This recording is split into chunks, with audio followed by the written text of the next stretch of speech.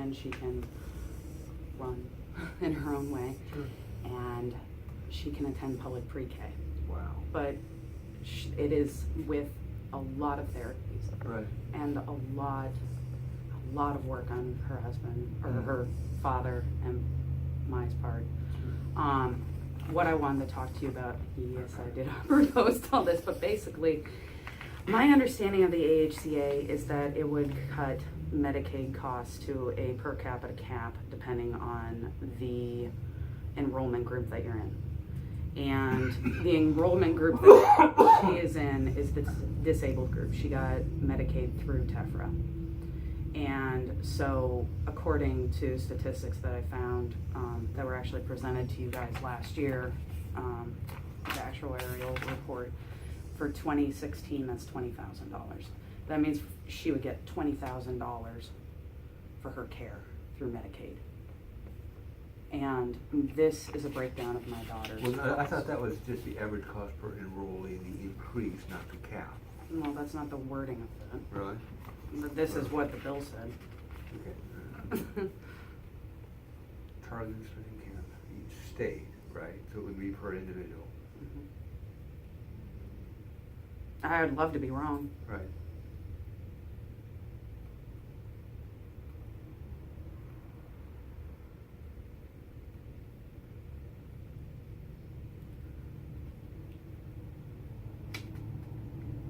So it's formulaic on the whole. Mm-hmm. Right. In 2016, her group is the most expensive. They have the highest needs of $20,000.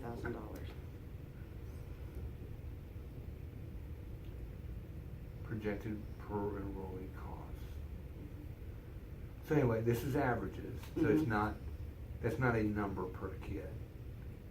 Well, that's the average cost per disabled person Correct. on Medicaid. Correct. Yeah, she's not technically a kid enrolled in Medicaid. She's a disabled person. She did not qualify due to finances. Right. But what I'm saying is, I don't want it to be misunderstood that your child would be capped at that number. What would she get? What would she get? It wouldn't.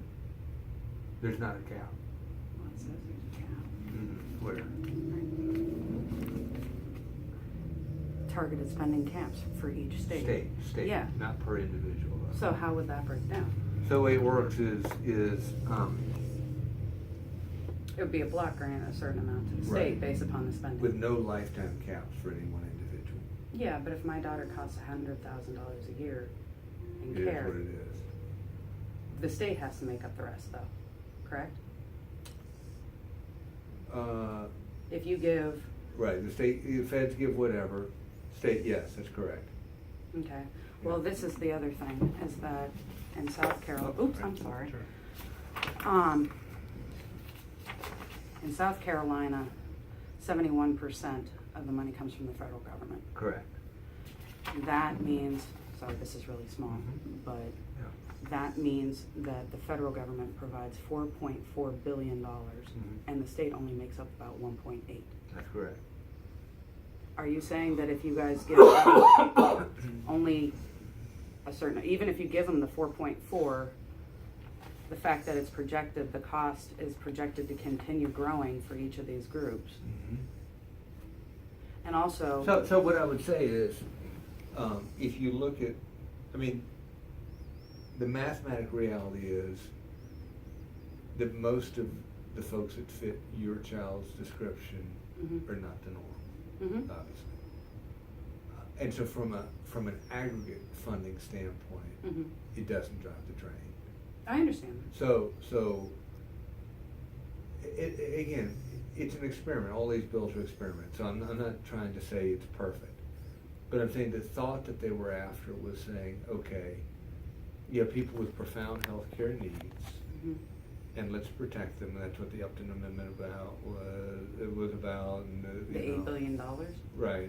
So, but if it's not enough, in other words, I don't think that people are going to walk. I mean, politically they can't. So, but that was the sentiment it was about. I'm saying, how do you treat people who have profound health care problems in a way that protects them, while concurrently allowing people, I did this art walk thing last Thursday night when I got back from DC down on King Street.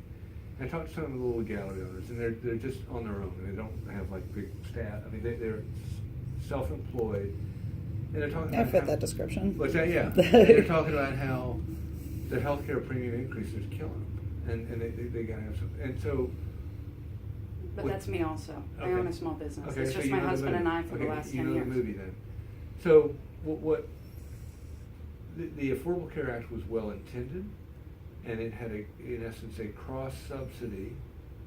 I just literally on the ride from my last stop to here was on the phone with Scott Richardson, who was my insurance commissioner when I was governor, and he was talking about a meeting he had with Kathleen Sebelius back at the time of the ACA, and them talking about what mathematically this can't work. It's well intended, but it can't work. It has these different fatal flaws. We've got our Be next there in a appointment? sec. I'll be there in a second. Okay. Then there's a problem with neighborhood office hours. It gets jammed. Oh, yeah, So come no visit problem. me in front of the Walmart, I mean, the parking lot at Staples or wherever, and we have a longer visit. But, so what it tried to do was, it was trying to do a good thing, which is, how do you force more people onto the rolls than to help cover the cost of these folks with these needs as your child has? That process has driven up the cost, so that a lot of young people said, I'm out, I'm not joining up. And so you've had adverse selection with regard to people with more and more profound needs being more and more bunched in, which makes it less and less affordable, which drives the cost up that much more for the people that are buying it, that run the little galleries. So at least the idea behind this was to say, let's just be more overt in our subsidy. And let's cover people with pre-existing conditions. Palmer Amendment had $30 billion, Upton had another 8. That's not enough, let's go for more. Has 115 in the base bill that states have discretion on. Okay, if that's not enough, it'll get readdressed. And then concurrently, let's allow more flexibility so that for the portion of insurance that's truly insurance, it's not catastrophic coverage, but it's insurance, so that hopefully we can impact pricing so that then more people choose to be involved because they say it's in their best interest. If this experiment doesn't work, I think we end up with universal coverage. In other words, we tried one flavor, there's another flavor, you don't end up with anything. I think you end up with a 2-tier package. You'd see in Great Britain or other places where you'd have sort of a minimum level of benefit for sort of everybody, and then you can buy higher levels of benefit from there. Is that something you would vote for? I'm trying If to done resist correct. it. You don't vote for it. That's not my starting point philosophically. No, I know that you're Yeah. a smaller government is Right, preferred. right. But I think that's where we're headed politically. I'm just reading the tea leaves. So, what I would say is, the numbers that you're concerned about, I don't think will prove true in your case. You're not going to get capped out, at least based on the base languages in the bill, even the House bill, much less whatever happens in the Senate side, which I think is going to be, It's an overhaul. yeah. Well, because, it just comes down to my daughter's, I'll give you an example. This is my daughter's medication. Right. She takes that twice a day, 2 packets. That's $70 with Medicaid, Wow. twice a day. And that's at her current weight of 40 pounds. Mm. She's been on it for 3 years, almost exactly.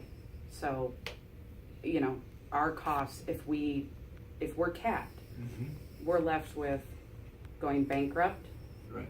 I have to try to get a job that gets insurance through the job, We talked about this. and hopefully Yeah. she doesn't get moved into a high-risk pool, and that doesn't cover her well. Or I have to move to another state, and I don't want to do it here. Right. I love it here. Sure. I've lived in 5 different states. Yeah. This is my home. Yeah. I don't want this to be the reason that I have No, to I leave got you. here. I hear you. So I just wanted to present this No, to it you. makes it so- real. That's what I told folks that I visited, a couple times earlier in the day with different groups. And I said, this is civic participation 101, and it makes it real to me, and it gives me another data point as this stuff comes. I voted no on the original bill when it came to the budget committee. I was one of the holdouts saying no, probably for some different reasons than you would see, but same effect in terms of what you're after. The 3 amendment came along, at least, for me, got to the point where, okay, it's at least worth the Senate debating it. I don't know what they will or won't do. If they end up doing something that's gonna come back to the House, this thing has many steps to go, so. Oh, yeah, no, we're not even Yeah, close. yeah, right. So I hear you, and I appreciate you taking the time to come by. Well, thank you, I appreciate you taking the time to Yeah, listen. Yeah.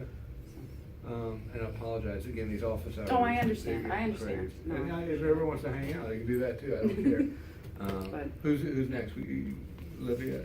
If you guys wanna hang out, you can come in and hang out, or typically what this allows for is more individualized time, so it's not a group setting where. maybe Million they're- conversations. Right, Yeah, yeah. I've been to your town halls. I know Yeah, it's like- yeah, it gets. Well, thank you very much, I appreciate it.